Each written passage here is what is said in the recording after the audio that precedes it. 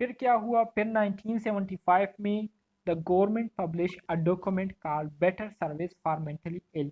1975 में जो American government है उन्होंने एक डॉक्यूमेंट जो है वो पब्लिश की, जिसे better services for the mentally ill, मतलब जितने भी जहनी तौर पर बीमार पेशेंट है तो उनके लिए बेटर सर्विसेज, अच्छी सर्विसेज जो है वो मुहैया करने के नाम से उन्होंने एक डॉक्यूमेंट जो है वो शाया की थी, which review the current standard of psychiatric nursing worldwide and laid out better plan for the future of mental health nursing।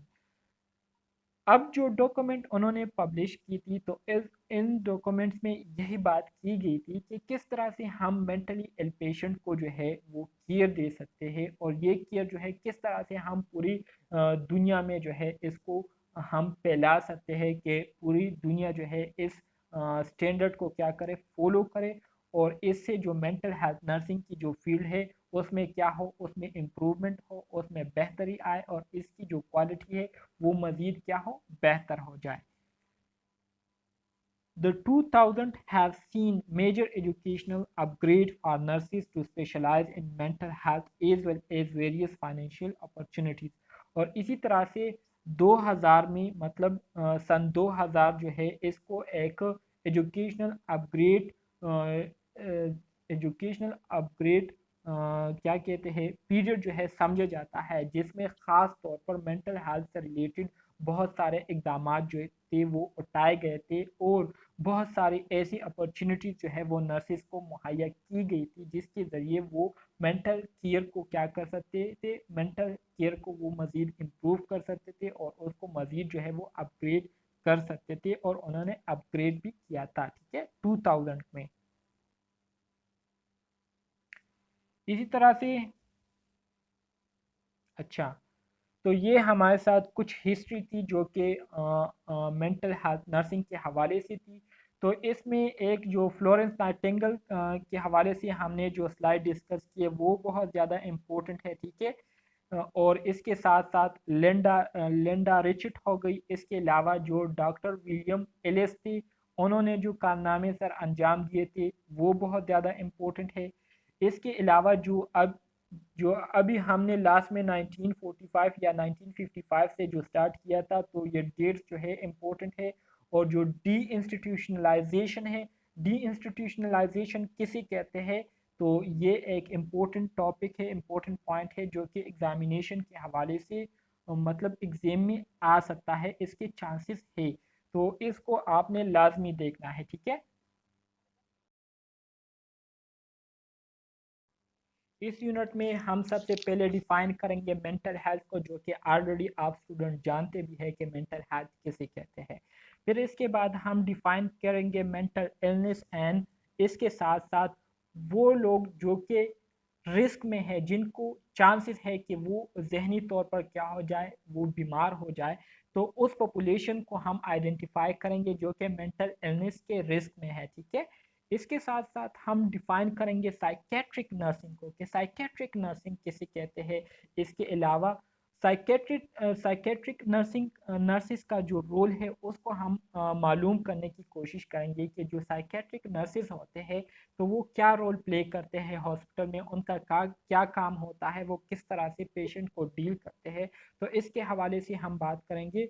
और आखिर में हम कॉमन टर्मिनोलॉजीज जो है, जो कि हम साइकेट्रिक और मेंटल थेरेपीज के दौरान यूज़ करते हैं, तो उन कॉमन टर्म्स को हम क्या करेंगे, उसको अंडरस्टैंड करने की कोशिश करेंगे और उसको हम आइडेंटिफाई करेंगे, ठीक है। सो आ जाते हैं मेंटल हेल्थ की तरफ। मेंटल हेल्थ की तरफ, what is mental health. World health organisation ने मेंटल हेल्थ की जो डिफिनीशन की है वो कुछ इस तरह से की है कि mental health is a state of well-being where a person can realize his or her abilities to cope with normal stresses of life and work productively is called mental health। जैसे कि आप स्टूडेंट्स ने भी अभी कहा कि mental health ये हमारे साथ किसी भी शख्स की वो एबिलिटी होती है, किसी भी शख्स की वो सलाहियतें होती है जिसमें वो अपने रोज़मर्रा की ज़िंदगी में उनको जो मुश्किलात दरपेश आती हैं, उनको जो परेशानियाँ दरपेश आती है सॉरी, तो उन परेशानियों को वो किस तरह से डील करते हैं, किस तरह से वो उन परेशानियों से अपने आप को बाहर निकालते हैं और किस तरह से वो उन प्रॉब्लम्स को सॉल्व करते हैं। तो अगर किसी शख्स में ये एबिलिटीज़ मौजूद हो कि वो रोज़मर्रा के जो काम करते हैं और उस काम के दौरान उनको कोई प्रॉब्लम दरपेश आती है और वो उन प्रॉब्लम्स को बखूबी से क्या कर लेते हैं, सॉल्व कर लेते हैं और अपनी लाइफ को जो है वो नॉर्मली गुजार रहे होते हैं। ठीक है, तो इस तरह के लोगों को हम क्या कहेंगे, इस तरह के लोगों को हम मेंटली हेल्दी पीपल कहेंगे। ठीक है, तो ये डिफिनीशन जो है, इस डिफिनीशन को आप लोगों ने याद करना है। ठीक है, क्योंकि यही डिफिनीशन जो है एग्जाम में आएगा और इसके हवाले से आपसे पूछेंगे कि ये डिफिनीशन किस चीज़ की है, तो आपने बताना है कि ये डिफिनीशन जो है मेंटल हेल्थ की है। Mental health is a state of wellbeing, मतलब ये किसी भी शख्स की वो हालत होती है, स्टेट से मुराद वो हालत होती है वेयर अ पर्सन, जहाँ पर लोग जो है कैन रियलाइज हिज और हर एबिलिटीज, जहाँ पर लोगों को अपनी एबिलिटीज के बारे में पता होता है कि वो अपनी जो नॉर्मल जिंदगी है, ठीक है, उसको जो है वो क्या कर सकते हैं, वो गुजार सकते हैं। चाहे किसी अगर कोई शख्स मेंटली तौर पर हेल्दी है तो उसमें हेल्दी होने की जो खसूसियात है वो क्या होगी, और इसी तरह से अगर कोई शख्स मेंटली तौर पर इलनेस का शिकार हुआ है तो उसमें इलनेस के क्या जो करेक्टरिस्टिक्स है वो हमें देखने को मिलेंगे। तो मेंटली जो हेल्दी पीपल होते हैं तो ये लोग क्या होते हैं, इनमें पहली खसूसियत ये होती है कि ये एडॉप्टिव होते हैं। एडॉप्टिव से मुराद ये है कि आप इनको किसी भी सिचुएशन में डाल दें, किसी भी माहौल में आप इनको रखें, ठीक है, तो ये उस माहौल के साथ अपने आप को आसानी से एडजस्ट कर लेंगे, अपने आप को उस माहौल के साथ एडॉप्ट कर लेंगे। मतलब 2-3 दिन में वो उस माहौल के आदी हो जाएंगे, उनको किसी किस्म की परेशानी नहीं होगी। इसी तरह से अगर मेंटल इलनेस के हवाले से मैं आपको बताऊं तो जितने भी लोग मेंटली इल होते हैं तो चाहे इनको आप जैसा भी माहौल प्रोवाइड करें, मतलब अगर आप उनको एक ऐसा माहौल प्रोवाइड करें जिसमें हर तरह की फैसिलिटी उनको मुहैया हो, ठीक है, उनको अवेलेबल हो, फिर भी वो उस माहौल में एडजस्ट नहीं कर पाएंगे, वो उस माहौल में अपने आप को एडॉप्ट नहीं कर सकेंगे। क्यों नहीं कर सकेंगे, क्योंकि वो जहनी तौर पर बीमार होते हैं, उनको किसी चीज़ की समझ नहीं आ रही होती, तो इसलिए इनके लिए अपने आप को एडजस्ट करना, अपने आप को एडॉप्ट करना बहुत ज़्यादा मुश्किल होता है। इसी तरह से जो मेंटली तौर पर जो हेल्दी लोग होते हैं तो वो क्या होते हैं, हेल्दी होते हैं, मतलब सेहतमंद होते हैं। सेहतमंद होने के जो खसूसियात है वो ये है कि वो रियलिटी ओरिएंटेड होते हैं। रियलिटी ओरिएंटेड से मुराद वो हकीकत पसंद होते हैं। अगर आप उनसे उनके नाम के बारे में पूछे तो उनको अपने नाम के बारे में पता होता है। अगर आप उनसे किसी शख्स के बारे में पूछे तो वो लोग जो है फिर उन दूसरे लोगों को जानते हैं जिसके हवाले से हम उनसे पूछ रहे होते हैं। अगर हम उनसे किसी जगह के बारे में बताए पूछे या टाइम के हवाले से हम उनसे कोई क्वेश्चन करें तो वो हमें उस जगह का नाम भी सही बताएंगे और इसके साथ साथ टाइम के हवाले से भी हमें सही इंफॉर्मेशन देंगे। तो इसको कहते हैं रिलेटिव ओरिएंटेड। ठीक है, रिलेटिव ओरिएंटेड का मतलब यह है जो कि मैंने आपको अभी बताई। इसी तरह से जो मेंटल इलनेस का शिकार लोग होते हैं तो वो रियलिटी को क्या करते हैं, डिनाइज करते हैं, मतलब वो हकीकत पसंद नहीं होते। उनसे अगर आप उनके नाम के बारे में पूछे, अगर टाइम के बारे में पूछे, अगर प्लेस के बारे में पूछे तो किसी भी चीज़ के हवाले से उनके पास किसी किस्म की इंफॉर्मेशन नहीं होती और उनको किसी चीज़ के बारे में भी खबर नहीं होती। तो इस वजह से वो क्या करते हैं, रियलिटी को डिनाई करते हैं, वो हकीकत को एक्सेप्ट नहीं करते। इसी तरह से जो मेंटली हेल्दी पीपल होते हैं वो पॉजिटिव सेल्फ कंसेप्ट रखते हैं। पॉजिटिव सेल्फ कंसेप्ट से मुराद ये है कि उनके अपने बारे में जो ख्यालात होते हैं, जो सोच होती है वो क्या होती है, मस्बत होती है, अच्छी होती है। ठीक है, इसी तरह से वो इमोशनली तौर पर भी क्या होते हैं, स्टेबल होते हैं, मतलब अगर सिचुएशन के मुताबिक उनके इमोशंस रहते हैं, अगर सिचुएशन सही है, नॉर्मल है, तो उनके इमोशन जो जज्बात एहसासात है वो क्या होंगे, नॉर्मल होंगे। अगर सिचुएशन सेड है तो फिर वो सेड माहौल में क्या होंगे, जाहिरी बात है लोगों के साथ वो सेड रहेंगे। अगर सिचुएशन जो है इमरजेंसी सिचुएशन है तो फिर इमरजेंसी सिचुएशन में उनके जो इमोशन होंगे, उनके जो जज्बात एहसासात होंगे तो वो भी इमरजेंसी वाले ही होंगे। मतलब सिचुएशन के मुताबिक उनके जो जज्बात एहसासात हैं वो चेंज होते रहते हैं। तो इमोशनली तौर पर भी वो क्या होते हैं, स्टेबल होते हैं, ठीक है। जबकि मेंटली जो इल पेशेंट होते हैं उनमें इमोशनल अनस्टेबिलिटी होती है, ठीक है। चाहे उनको आप सहूलतों से भरपूर इन्वायरमेंट प्रोवाइड करें तब भी वो उस माहौल में इमोशनली तौर पर सैड रहेंगे, खफा रहेंगे, ठीक है, और खुश नहीं होंगे। तो इस वजह से उनको हम इमोशनली अनस्टेबल कहेंगे, ठीक है। यहाँ पर हमारे साथ दो और वर्ड्स यूज हुए हैं, न्यूरोसिस एंड साइकोसिस। न्यूरोसिस एंड साइकोसिस ये दोनों टर्म्स आगे आने वाले हैं, लेकिन चूंकि यहाँ पर यूज हुए हैं तो मैं आपको थोड़ी सी इसके हवाले से बता देता हूँ, ठीक है। साइकोसिस क्या है? साइकोसिस ये हमारे साथ वो एबनॉर्मल कंडीशन होती है जिसमें बंदा जो है वो रिलेटिव डिसओरिएंटेड हो जाता है। मतलब उसको फिर चीज़ों के बारे में कुछ पता नहीं होता। मतलब जो हेलुसिनेशन होती है, ठीक है, जो डिल्यूजन होता है, तो इस तरह के सिचुएशन जो है साइकोटिक पेशेंट में हमें देखने को मिलती है। अब मैंने वर्ड हेलुसिनेशन यूज़ किया, तो हेलुसिनेशन किसे कहते हैं?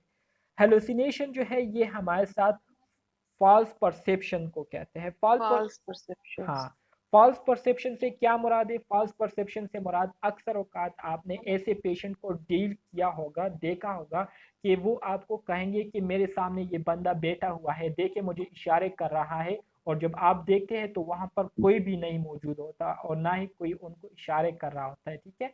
मतलब ऐसी चीजों के बारे में आपको बताते हैं जो कि उनको नजर आ रही होती है लेकिन आपको नजर नहीं आ रही होती। मतलब ये उनकी फॉल्स परसेप्शन होते हैं, हकीकत में कुछ भी नहीं होता, लेकिन उनको ऐसे महसूस हो रहा है कि मेरे सामने कोई बैठा हुआ है और वो मुझे इशारे कर रहा है। तो इस वजह से इसको क्या कहते हैं? फॉल्स परसेप्शन कहते हैं। इसी तरह से डिल्यूजन का वर्ड मैंने यूज किया, तो डिल्यूजन किसे कहते हैं? डिल्यूजन से मुराद फॉल्स बिलीव। मतलब आप उनको एक बात करते हैं, मिसाल के तौर पर मैं आपको मशवरा देता हूँ, ठीक है, मैं आपको एडवाइस करता हूँ कि जितने भी लेक्चर्स आप मेरे सुन रहे हैं तो इसी को आपने कल का जो टाइम है उस कल के टाइम में आपने इसको याद कर देना है, रिवाइज कर देना है, ताकि आपको याद हो जाए। लेकिन आप मेरे इस बात पर ये सोचते हैं, मतलब ये बिलीव करते हैं कि ये सर जो मुझे बात कर रहे हैं तो हो सकता है इससे मुझे नुकसान हो सकता है ये मेरे नुकसान के लिए मुझे ये बात कर रहे हैं। तो इसको क्या कहते हैं? इसको कहते हैं फॉल्स बिलीव। मिसाल के तौर पर आप एक बंदे को, एक पेशेंट को जो है, आप उनको केयरिंग के हवाले से एजुकेशन दे रहे होंगे और वो ये सोच रहे होंगे कि ये नर्स जो है ये मुझे मारने की कोशिश कर रही है, या ये बात मुझे इस वजह से कर रही है कि मेरा कुछ नुकसान हो जाए। तो आप उनको उनके फायदे के लिए कुछ कहेंगे और वो उससे नेगेटिव मतलब लेंगे। तो इसको कहते हैं फॉल्स बिलीव, और इसके लिए जो टर्म यूज होता है उसको क्या कहते हैं? डिल्यूजन कहते हैं, ठीक है। समझ आ गई है इसकी? सर जो साइकोसिस है उसमें उसमें जो हेलुसिनेशंस होती हैं उसकी सारी टाइप्स आती हैं, उसमें ऑडिटरी, विजुअल सारी आती हैं या फिर कोई एक स्पेसिफिक? बिल्कुल बिल्कुल, हेलुसिनेशन के तो हमारे साथ टाइप है ना। ऑडिटरी से मुराद ये है कि वो आपको कहेंगे कि देखे मुझे ये आवाज़ सुनाई, हाँ देखे मुझे कोई बुला रहा है, कोई बुला रहा है, लेकिन हकीकत में कोई भी उनको नहीं बुला रहा होगा। कोई पेशेंट ऐसे होते हैं कि वो कहेंगे कि देखिए ये बंदा मेरे सामने बैठा हुआ है और मुझे इशारे कर रहा है, जो कि ये हमारे साथ साइट हेलुसिनेशन है। मतलब उनके जो परसेप्शन है, साइट की परसेप्शन होती है, जो कि हकीकत में नहीं होती। इसी तरह से हमारे साथ मुख्तलिफ टाइप है हेलुसिनेशन की, तो वो सारी इसमें आती है, ठीक है। इसी तरह से एक दूसरा वर्ड है न्यूरोसिस। तो न्यूरोसिस क्या है? न्यूरोसिस ये भी हमारे साथ एक मेंटल कंडीशन होती है, ठीक है, जो कि किसी बीमारी की वजह से काज नहीं हुई होती, बल्कि ये मुख्तलिफ सिचुएशन की वजह से काज हुई हो। मिसाल के तौर पर एक माहौल, एक घर का एक ऐसा माहौल हो, ठीक है, जहाँ पर लड़ाई या झगड़े बहुत हो रही हो। तो हर वक्त लड़ाई या झगड़ा होने की वजह से वहाँ पर जो बच्चे रहते हैं, ठीक है, उस घर के जो बच्चे होते हैं तो वो डिप्रेशन का शिकार हो जाते हैं, ठीक है, वो एंजाइटी का शिकार हो जाते हैं। तो इस डिप्रेशन का आना, इन एंजाइटी का शिकार हो जाना, ये सब कुछ हमारे साथ क्या आएगी, ये सब कुछ हमारे साथ न्यूरोसिस में आएगी। ठीक है, तो ये हमारे साथ न्यूरोसिस कहलाती है। जी सर। अब मज़ीद आगे बढ़ते हैं हम फंडामेंटल कॉन्सेप्ट मेंटल हेल्थ की जो बुनियादी कॉन्सेप्ट है उसके हवाले से वही बातें दोबारा यहाँ पर रिपीट की गई है। कहता है कि मेंटल हेल्थ क्या है। Mental health is a state of emotional psychological and social wellness.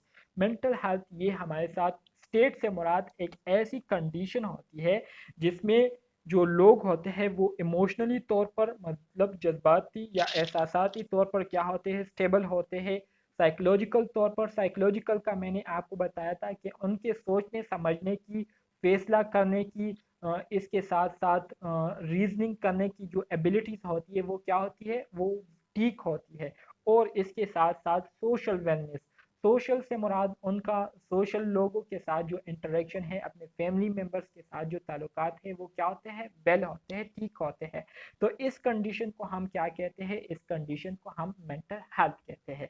और इसके जो एविडेंस है वो क्या होंगी, एविडेंस इसके ये होंगी कि सेटिस्फाइंग इंटरपर्सनल रिलेशनशिप, एक हमारे साथ इंट्रापर्सनल होता है, एक हमारे साथ इंटरपर्सनल है। इंटरपर्सनल से मुराद यह है कि दो लोगों के दरमियान या दो से ज़्यादा लोगों के दरमियान जो रिलेशनशिप होते हैं, जो ताल्लुकात होते हैं, तो उन ताल्लुकात से ये लोग क्या होंगे, सेटिस्फाई होंगे, खुश होंगे। ठीक है, इसी तरह से इफेक्टिव बिहेवियर एंड कोपिंग, उनका जो रवैया है और उनकी जो कोपिंग एबिलिटी है, मिसाल के तौर पर कोई परेशानी उन पर आ जाती है, कोई मसला उनको दरपेश आ जाता है, तो उस मसले से किस तरह से वो अपने आप को बाहर निकले, तो ये एबिलिटी उनमें बहुत ज़्यादा इफेक्टिव रहती है, पर असर रहती है। पॉजिटिव सेल्फ कंसेप्ट के हवाले से मैंने आपको बताया कि अपने बारे में उनकी जो सोच होती है वो मजबूत होती है, इमोशनली तौर पर वो बहुत ज़्यादा स्टेबल होते हैं। और इसके साथ साथ सेल्फ अवेयरनेस, अपने आप से बाखबर होते हैं कि मैं क्या कर सकता हूँ, मुझ में कौन सी सलाहियतें मौजूद है, मुझ में क्या क्या एबिलिटीज़ मौजूद है और कौन कौन सी एबिलिटीज़ जो है मुझे सीखने की ज़रूरत है। तो इसको हम क्या कहते हैं, इसको हम सेल्फ अवेयरनेस कहते हैं। ठीक है, तो ये हमारे साथ अगर ये बातें किसी शख्स में होगी तो आपने उनको मेंटली हेल्दी डिक्लेयर कर देना है। ठीक है, ये एविडेंस है, सबूत है, शवाहिद है उन लोगों की जो कि ज़हनी तौर पर क्या होते हैं, हेल्दी होते हैं।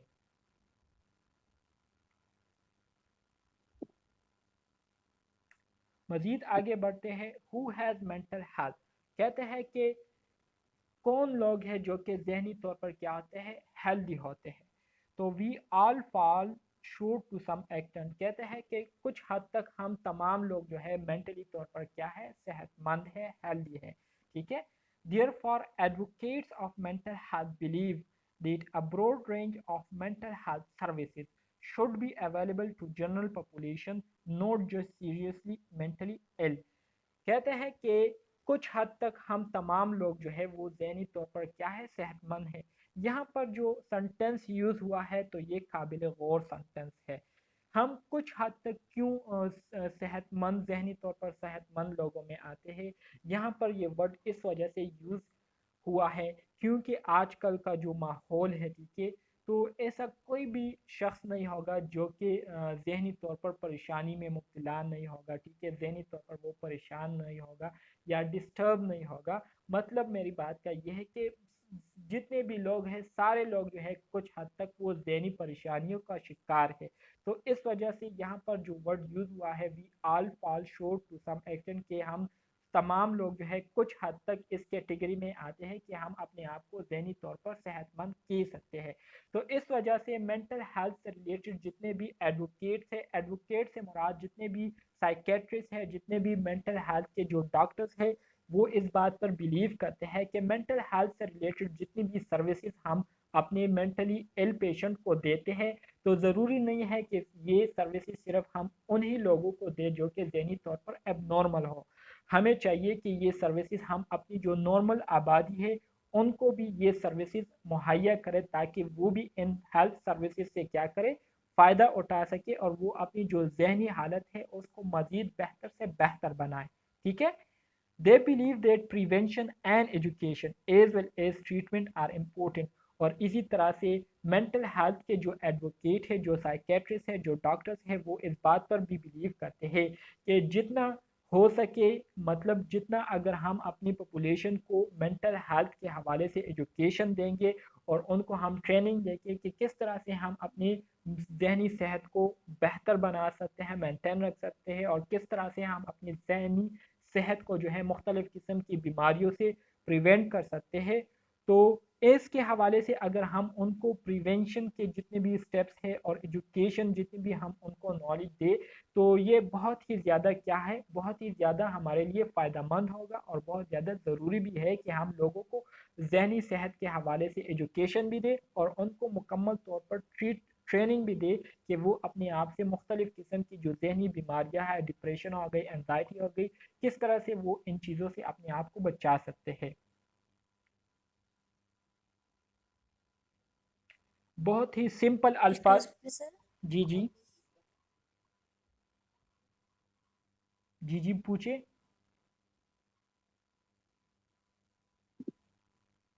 सर ये जो फर्स्ट लाइन है ना, वो we all fall short to some extent, ये प्लीज बस रिपीट कर दीजिएगा, बाकी तो समझ आ। अच्छा, we all fall short to some extent. असल में जो ऊपर रेड लाइन में आपको नज़र, रेड कलर में आपको नज़र आ रही है, जिसको मैंने टिक किया, कहते हैं कि हु हैज़ मेंटल हेल्थ, मतलब वो कौन लोग हैं जो कि जहनी तौर पर सेहतमंद कहलाते हैं। तो यहाँ पर लिखा गया है कि we all fall short to some extent, के कुछ हद तक हम तमाम लोग जो है इस कैटेगरी में आते हैं, मतलब हम अपने आप को कुछ हद तक ये कह सकते हैं कि हम जहनी तौर पर क्या है, ठीक है, ठीक है। तो we all fall short to some extent, इसका मतलब यह है कि कुछ हद तक हम तमाम लोग जो है ज़हनी तौर पर क्या है, ठीक है। और इसके पीछे जो वजह है वो भी मैंने आपको बताई कि ये कुछ हद तक ही क्यों यहाँ पर मेंशन किया गया है। जी सर। मेंटल इलनेस, अब आ जाते हैं मेंटल इलनेस की तरफ। मेंटल हेल्थ के हवाले से तो मैंने आपको ऑलरेडी बता दिया कि मेंटल हेल्थ से मुराद ये किसी भी शख्स की वो हालत होती है जिसमें वो अपने आप को इमोशनली तौर पर, साइकोलॉजिकल तौर पर और इसके साथ साथ सोशली तौर पर अपने आप को वेल महसूस करते हो। तो ऐसे लोगों को हम क्या कहेंगे, ऐसे लोगों को हम मेंटली हेल्दी पीपल कहेंगे, ठीक है। अब यहाँ पर बात करते हैं मेंटल इलनेस की। मेंटल इलनेस ये हमारे साथ मेंटल हेल्थ की बिल्कुल अपोजिट होगी, मुतरादिफ होगी। इसमें कहते हैं कि मेंटल इलनेस क्या है। मेंटल इलनेस ये असल में हमारे साथ एक मेंटल डिसऑर्डर या वो कंडीशन होती है जिसमें हमारे जहनी जितने भी फंक्शन होते हैं, सोचने समझने की जो सलाहियतें होती है, फैसला करने की जो सलाहियतें होती है, इसी तरह से मुख्तलिफ चीज़ों पर बहस मुबाहिसा करने की जो सलाहियतें होती है, तो वो क्या हो जाती है, वो डिसऑर्गेनाइज हो जाती है और उसमें इम्पेयरमेंट आ जाती है। इम्पेयरमेंट किसे कहते हैं, इम्पेयरमेंट से मुराद खराबी उसमें आ जाती है। तो इसके पीछे वजूहात जो है वो साइकोलॉजिकल फैक्टर्स भी हो सकते हैं, इसके अलावा न्यूरोलॉजिकल फैक्टर भी हो सकते हैं, और जेनेटिकल फैक्टर्स मतलब पैदाशी तौर पर भी ये बीमारियां या खराबी हम में हो सकती है। तो इस कंडीशन को हम क्या कहते हैं, इस कंडीशन को हम मेंटल इलनेस कहेंगे।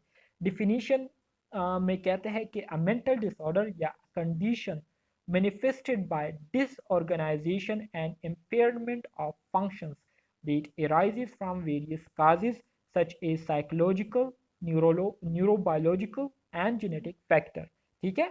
मेंटल इलनेस ये हमारे साथ एक मेंटल डिसऑर्डर होती है। मेंटल डिसऑर्डर किसे कहते हैं, मेंटल इलनेस को कहते हैं, या वो कंडीशन जिसमें हमारे जो मुख्तलिफ फंक्शंस होते हैं हमारे ब्रेन के, ठीक है, वो क्या हो जाते हैं, डिसऑर्गेनाइज हो जाते हैं, मतलब उसकी जो सीक्वेंस है वो क्या हो जाती है, डिस्टर्ब हो जाती है। और इसी तरह से हमारे ब्रेन के जो फंक्शंस होते हैं, मुख्तलिफ जो काम होते हैं, वो क्या हो जाते हैं, ख़राब हो जाते हैं। सो इस कंडीशन को हम क्या कहते हैं, मेंटल इलनेस कहते हैं। फिर यहाँ पर कहा गया है कि इसके पीछे जो वजूहात है वो साइकोलॉजिकल भी हो सकती है। साइकोलॉजिकल से मुराद ये है कि हमारी जो साइकी है, थिंकिंग एबिलिटीज़ है, उसमें ख़राबी का आ जाना, ठीक है, किसी वजूहात की वजह से हम एनजाइटी का शिकार हो जाते हैं, डिप्रेशन का शिकार हो जाते हैं, जिसकी वजह से हमारी सोचने समझने की जो सलाहियतें हैं वो क्या हो जाती है, डिस्टर्ब हो जाती है। फिर हम क्रिटिकल थिंकिंग नहीं कर सकते, फिर हम डिसीजन मेकिंग नहीं कर सकते। तो ये हमारे साथ साइकोलॉजिकल फैक्टर में आती है। न्यूरोबायोलॉजिकल फैक्टर से मुराद ये है कि हमारे ब्रेन्स के जो न्यूरो ट्रांसमीटर्स होते हैं, ठीक है, जो कि एज अ मैसेंजर के तौर पर काम करती है, या जो नर्व होते हैं या जो न्यूरॉन्स होते हैं, तो वो अपना काम करना छोड़ देते हैं, ठीक है। किस वजह से? हमारे बॉडी के जो सेल्स है, टिश्यूज है, ऑर्गन है, उसमें ख़राबी आने की वजह से फिर प्रॉपर तरीके से मैसेजेस की जो ट्रांसफॉर्मेशन है या ट्रांसमिशन है वो नहीं होती। तो ये सारी बातें हमारे साथ न्यूरोबायोलॉजिकल में आती है।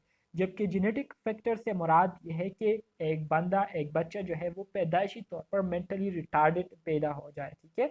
तो इसको हम जेनेटिक फैक्टर्स में क्या करेंगे? कंसीडर करेंगे, ठीक है। इस डिफिनीशन की समझ आ गई आप स्टूडेंट्स को? Yes sir sir. जी ओके, गुड गुड। अब यहाँ पर मज़ीद आपको मेंटल इलनेस के हवाले से समझाने की कोशिश की जा रही है। कहते हैं कि what is mental illness? Mental illness आखिर क्या चीज़ है? Is it a disease like diabetes और स्मॉल पॉक्स? कहते हैं क्या ये डायबिटीज़ और स्मॉल पॉक्स की तरह ही एक बीमारी है? Is it a form of deviant behaviour like being disobedient, choosing to dress differently? क्या ये हमारे साथ एक डिविएंट बिहेवियर की एक किस्म है? डिविएंट बिहेवियर से मुराद ये है कि आपको कोई बंदा जो है कोई बात कहे और आप उनकी बात ना माने, तो इसको क्या कहते हैं? डिसओबीडियंट कहते हैं। या आप ऐसे कपड़े पहने जो कि दूसरे लोगों से बिल्कुल मुख्तलिफ हो। मिसाल के तौर पर एक लड़का है, लड़का जो है वो लड़कियों के कपड़े पहनने लग जाता है, तो ये फिर मुख्तलिफ दिखाई देगा ना। अगर एक लड़की लड़कों के कपड़े पहनना शुरू कर दे तो ये भी एक मुख्तलिफ फिर दूसरे लोगों में जो है डिफरेंट दिखाई देगी। आजकल के ज़माने में तो ये खैर एक ट्रेंड है, एक स्टाइल है, लेकिन अगर नॉर्मली हम देखें तो इससे लोग फिर इस तरह से फील करते हैं, महसूस करते हैं कि यार इस बंदे को क्या हो गया, ये लड़का है और लड़कियों के कपड़े इसने पहने हुए। या लड़की के हवाले से ये कहते हैं कि इस लड़की को क्या हो गया है, मतलब लड़कों के कपड़े इन्होंने पहने हैं। सो it is manifested by disorganization and impairment of function that arises from various causes such as psychological, neurobiological and genetic factor. तो मेंटल इलनेस ये हमारे साथ क्या है? ये एक ऐसी कंडीशन होती है जिसमें हमारे ब्रेन्स के जो फंक्शन है वो डिसऑर्गेनाइज हो जाते हैं और उसमें इम्पेयरमेंट आ जाती है, ख़राबी आ जाती है, ठीक है। और इसके पीछे जो वजूहात है वो साइकोलॉजिकल भी हो सकती है, न्यूरोबायोलॉजिकल भी हो सकती है और जेनेटिकल भी हो सकती है। तो इसको हम क्या कहते हैं? मेंटल इलनेस कहते हैं। अब मैंने यह जो फर्स्ट वाली जो ऑप्शन था जिसमें फर्स्ट लाइन जो लिखी हुई थी कि is it a disease like diabetes और स्मॉल पॉक्स, तो ये स्मॉल पॉक्स और डायबिटीज की तरह एक बीमारी तो नहीं है, ये एक कंडीशन है, ये एक हाँ जी, बिल्कुल बिल्कुल, आप ठीक कह रही हैं। डेफिनेशन है बिल्कुल ना, बिल्कुल। नहीं है ना, बिल, डायबिटीज और स्मॉल पॉक्स की तरह नहीं है, ये सेकंड वाली है, ऐसी है ना। बिल्कुल बिल्कुल। जाहिर बात है, एक बंदा जब जहनी तौर पर बीमार हो जाता है तो उसको फिर कुछ समझ नहीं आता कि मैंने लोगों की बातें माननी है या नहीं माननी, या मैंने क्या पहनना है क्या नहीं पहनना, कैसे पहनना है, कैसे खाना है, कैसे पीना है, इन चीज़ों की उनको बिल्कुल समझ नहीं आती, ठीक है। तो ऑप्शन जो आपने बताया, जो दूसरा लाइन है, तो ये हमारे साथ मेंटल इलनेस में आ सकता है, ठीक है। इसको आप मेंटल इलनेस में कंसीडर कर सकती है। अब मज़ीद आगे बढ़ते हैं। कहते हैं what causes mental illness? Mental illness किस वजह से काज होती है, ठीक है। तो ऑलरेडी मैंने आपको बताया कि इसमें हमारे साथ साइकोलॉजिकल फैक्टर आती है। साइकोलॉजिकल फैक्टर से मुराद अर्ली डेवलपमेंट, मतलब एक बच्चा पैदा हो जाए तो पैदा होने के बाद उनकी जो ग्रोथ डेवलपमेंट हो रही होती है, तो डेवलपमेंट के दौरान आप उनको कुछ इस तरीके से ट्रीट करें, उनके साथ कुछ इस तरीके से बर्ताव रखे, ठीक है, जिसकी वजह से वो डिप्रेशन का शिकार हो जाए, वो स्ट्रेस में आ जाए, वो एनजाइटी का शिकार हो जाए। तो एनजाइटी का शिकार होने की वजह से, डिप्रेशन में आने की वजह से, या स्ट्रेस, मुसलसल स्ट्रेस में रहने की वजह से वो क्या हो जाता है? जहनी तौर पर बीमार हो जाता है, ठीक है। तो कोशिश किया करें कि अपने बच्चों को जो है ज़हनी तौर पर स्ट्रेस से आप उनको बचा के रखें, उनको ज़्यादा किसी चीज़ के लिए प्रेशराइज़ ना करें, बल्कि अगर बच्चों को आप प्यार से समझाएंगे, ठीक है, आप उनको रिवार्ड के तौर पर समझाएंगे, मतलब आप उनको कहेंगे कि अगर आपने ये काम किया तो मैं आपको इनाम में ये दूंगा, ठीक है। तो इससे आपको जो रिजल्ट होंगे वो ज़्यादा इफेक्टिवली मिलेंगे और आपके जो काम है वो आपकी मर्ज़ी के मुताबिक होंगे। तो इस तरीके से अगर आप अपने बच्चों को डील करेंगे तो इससे आपको भी फ़ायदा होगा और आपके बच्चों की जो ग्रोथ है, जो डेवलपमेंट है, उसमें भी क्या आएगी, इम्प्रूवमेंट आएगी, ठीक है। इसी तरह से कग्निटिव स्टाइल से मुराद ये है कि उनकी सोचने समझने की जो स्टाइल है, जो तरीके हैं। तो कुछ बच्चे ऐसे होते हैं जो कि पैदाइशी तौर पर बहुत ज़्यादा क्रिएटिव होते हैं, बहुत ज़्यादा इंटेलिजेंट होते हैं, उनकी जो आईक्यू लेवल होती है वो बहुत ज़्यादा होती है, एक ही बार में सब कुछ याद कर लेते हैं। तो ऐसे बच्चों को अगर आप डिप्रेस रखेंगे, उनको उनके मर्जी के काम नहीं करने देंगे, मतलब जायज़ कामों में भी आप उनके लिए रुकावटें बनाएंगे, तो इससे वो बच्चे जो है ज़हनी तौर पर डिप्रेशन का शिकार हो जाते हैं। वो फिर बचपन से ही वो ये ख्वाहिश करना शुरू कर देते हैं कि हम अपने माँ बाप के हाथों से निकल जाए और हम पर किसी किस्म के मतलब रोक टोक ना हो। तो इस तरह के जो ख्यालात हैं वो उनके माइंड में आना शुरू हो जाते हैं, जो कि एक बहुत ही बुरी अलामत होती है। इससे बच्चे जो है वो फिर आउट ऑफ कंट्रोल हो जाते हैं और उनकी जो फ्यूचर है वो भी ख़राब हो सकती है। तो कॉग्निटिव स्टाइल से मुराद ये है कि उनके जो सोचने समझने के जो तरीके हैं, ठीक है, थिंकिंग एबिलिटीज़ है, ठीक है, स्टाइल्स है, तो ये आ जाती है। और पर्सनल आइडेंटिटी से मुराद ये है कि कुछ बच्चों के हमारे साथ डिफरेंट स्टेजेस है, ठीक है।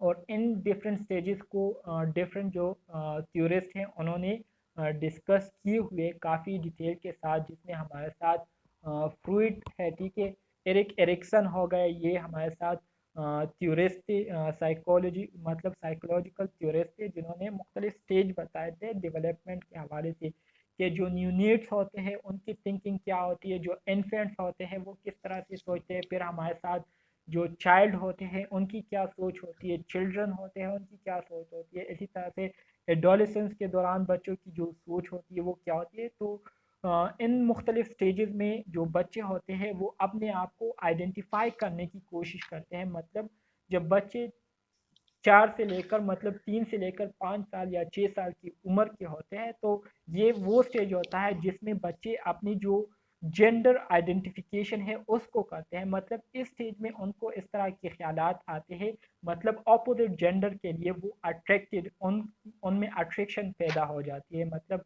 ज़्यादातर जो मेल बच्चे होते हैं तो वो अपनी जो मदर होती है उनके साथ रहना पसंद करती है, और ज़्यादातर जो फीमेल बच्चियाँ होती है तो वो अपने फादर के साथ रहना पसंद करते हैं।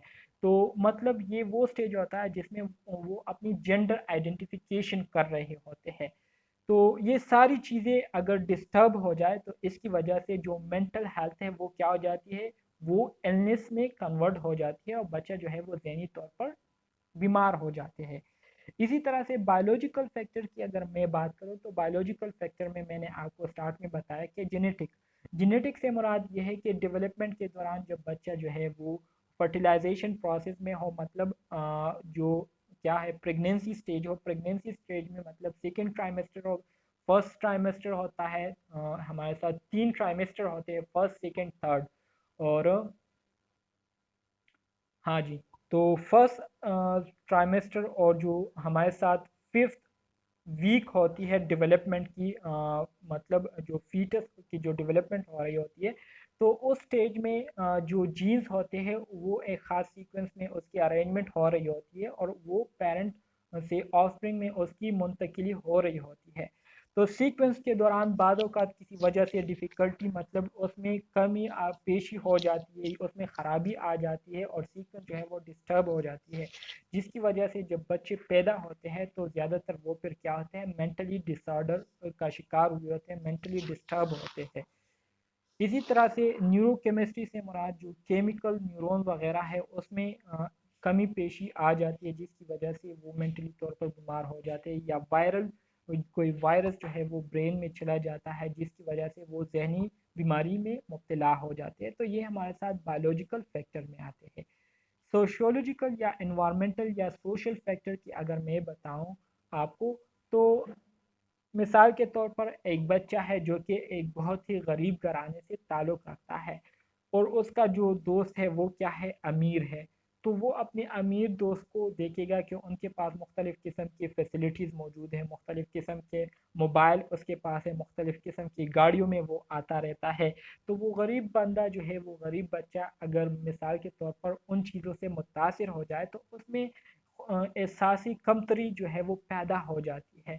और यही एहसासी कमतरी जो है उनको ज़हनी बीमारी में क्या कर देता है, मुब्तला कर देता है, जिसकी वजह से वो फिर अपने घर वालों से भी क्या करता है, शिकायतें करते रहते हैं और इसी तरह से वो अपने आप को क्या कर लेते हैं, बीमार कर लेते हैं। इसके अलावा आपके जो हमसाए हैं, ठीक है, आपके हमसायों की वजह से आपको ख़तरा हो, ठीक है, आपके हमसाए जो है वो बुरे हैं, ठीक है, उनका बर्ताव जो है वो बुरा है, सही तरीके से लोगों के साथ बातचीत नहीं करते, तो इस डिस्टर्ब माहौल की वजह से ज़ाहिरी बात है लोगों के जो ज़हन है उस पर असर पड़ता है और इसी तरह से लोग जो है ज़हनी तौर पर क्या हो जाते हैं, बीमार हो जाते हैं।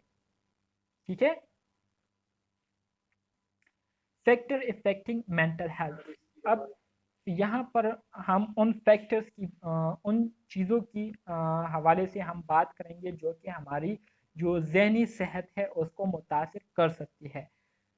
सो अच्छी मतलब पॉजिटिव इफेक्ट भी उस पर डाल सकती है और नेगेटिव इफेक्ट्स भी उस पर डाल सकती है। तो वो कौन से फैक्टर है, इसमें सबसे पहले नंबर पर हमारे साथ आता है मास्टरिंग द इन्वायरमेंट।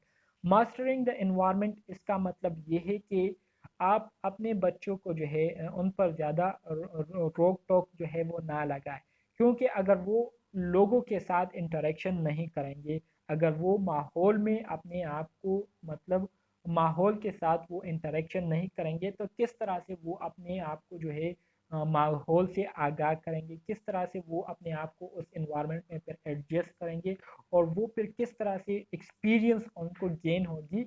तो मास्टरिंग द इन्वायरमेंट से मुराद ये है कि आपको माहौल के हर अच्छी बुरी चीज़ के बारे में पता हो, ठीक है, आपको हर चीज़ के हवाले से आपको पता हो, हर चीज़ के प्रोसेस के हवाले से आपको पता हो। तो आपको पता तभी चलेगा जब आप मुख्तलिफ़ सिचुएशन को फेस करेंगे, जब आप मुख्तलिफ़ प्रॉब्लम्स को फेस करेंगे, ठीक है, और एक्सपीरियंस करेंगे तो तभी आप उस माहौल के क्या होंगे, मास्टर बनेंगे।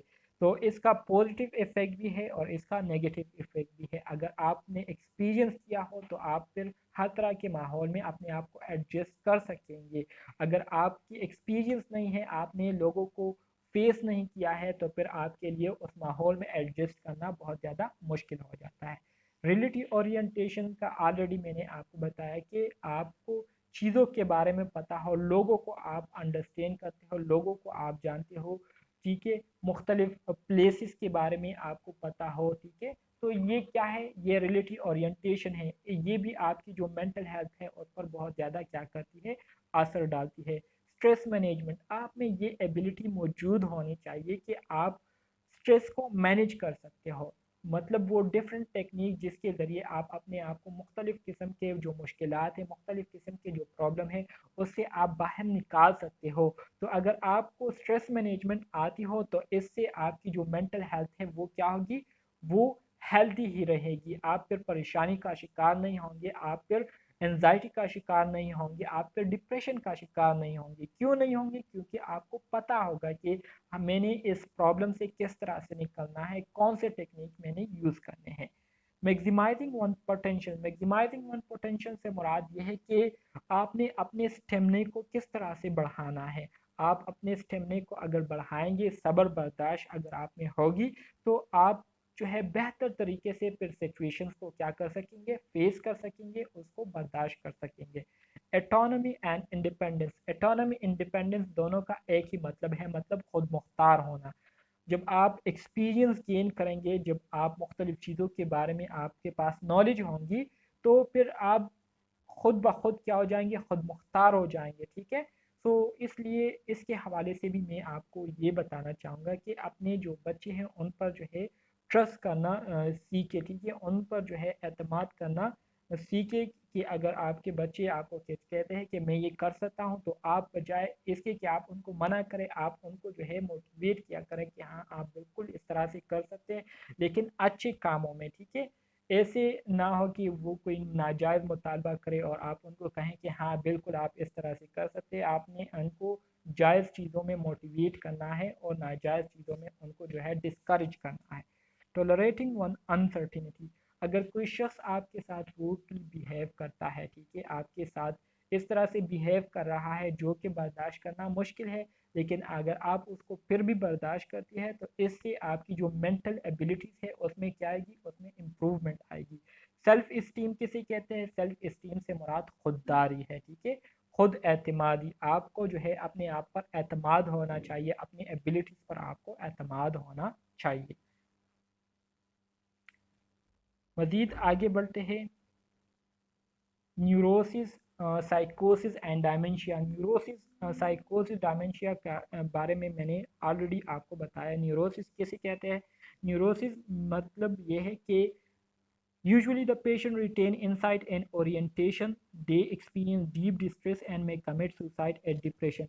न्यूरोसिस में क्या होता है? न्यूरोसिस में हमारे साथ जो लोग होते हैं वो ज़हनी तौर पर ठीक ठाक होते हैं, नॉर्मल होते हैं, लेकिन मुसलसल डिप्रेशन का शिकार होने की वजह से, मुसलसल प्रेशराइज होने की वजह से वो क्या हो जाते हैं? डिप्रेस हो जाते हैं, वो एनजाइटी का शिकार हो जाते हैं और डिप्रेशन को बर्दाश्त ना करने की वजह से वो फिर उल्टे उल्टे या ऊट पटांग हरकतें शुरू कर देते हैं, जिसमें सुसाइड करना ये आजकल बहुत ज़्यादा कॉमन हो चुका है। आप नर्सिस हैं, मुझसे ज़्यादा जो है आप लोगों ने देखे होंगे इस तरह के केसेस के। कुछ लोग जो है वो जहर पी लेते हैं, कुछ लोग जो है ऊपर से नीचे जो है वो छलांग लगाते हैं, कुछ लोग जो है अपनी नसें काट रहे हैं। तो ये किस वजह से काट रहे हैं? ये इसी डिप्रेशन की वजह से काट रहे हैं। बज़ाहिर वो ठीक ठाक होते हैं, बिल्कुल नॉर्मल होते हैं, लेकिन मुसलसल डिप्रेशन की वजह से वो अपने आप से तंग आकर अपने आप को ख़त्म करने की कोशिश करते हैं। इसी तरह से साइकोसिस, साइकोसिस ये हमारे साथ एक एबनॉर्मल कंडीशन होती है जो कि जिसमें क्या होता है, जिसमें पेशेंट जो है वो मेंटली क्या होता है, डिस्टर्ब होता है, जिसमें वो शिज़ोफ्रीनिया, इसी तरह से हेलुसिनेशन, इसी तरह से डिल्यूजन का शिकार हो जाता है, ठीक है। शिज़ोफ्रीनिया ये हमारे साथ एक मेंटल एबनॉर्मल कंडीशन है जिसमें हमारे साथ डिल्यूजन, हेलुसिनेशन, ये सारी चीज़ें आती है, ठीक है। इसी तरह से डायमेंशिया, डायमेंशिया ये हमारे साथ वो एबनॉर्मल कंडीशन है जिसमें लोगों की जो मेमोरी है, ठीक है, वो लॉस होना शुरू हो जाती है। लोगों से जो रीसेंट इवेंट है वो भूलना शुरू हो जाती है। लोग जो है बातों को भूलना शुरू कर देते हैं, चीज़ों को भूलना शुरू कर देते हैं, ठीक है। तो इसको हम क्या कहते हैं? डायमेंशिया कहते हैं। और डायमेंशिया ज़्यादातर जो एज्ड लोग होते हैं, मतलब जो बूढ़े लोग होते हैं या ज़्यादा उम्र के जो लोग हैं, उनमें ज़्यादातर इस तरह की बीमारियां जो है आखिरी स्टेजेस में फिर देखने को मिलती है। इसके पीछे अगर हम प्राइमरी या सेकेंडरी काजेज़ की बात करें तो इसमें हो सकता है कि मुख्तलिफ सिचुएशन की वजह से भी ये डायमेंशिया काज हो सकती है, या ज़्यादा अल्कोहल कंज्यूम करने की वजह से, या स्ट्रोक अटैक की वजह से लोग जो है डायमेंशिया का शिकार हो जाते हैं। सर हमने हेलुसिनेशन और डिल्यूजन पढ़ा था, शिज़ोफ्रेनिया हम इन दोनों के कॉम्बिनेशन से हैं, मतलब हेलुसिनेशन और डिल्यूजन जब दोनों एक साथ होंगे तो हम उसको जी जी शिज़ोफ्रेनिया बिल्कुल, बोलेंगे। शिज़ोफ्रेनिया में हमारे साथ ये इसमें एक हमारे साथ हेलुसिनेशन होता है, एक डिल्यूजन होता है, और एक हमारे साथ मेरे ख्याल में इल्यूजन है, ठीक है। इल्यूजन भी ये एक टर्म है जो कि आता है। तो ये तीनों टर्म हमारे साथ शिज़ोफ्रेनिया में देखने को मिलते हैं, ठीक है।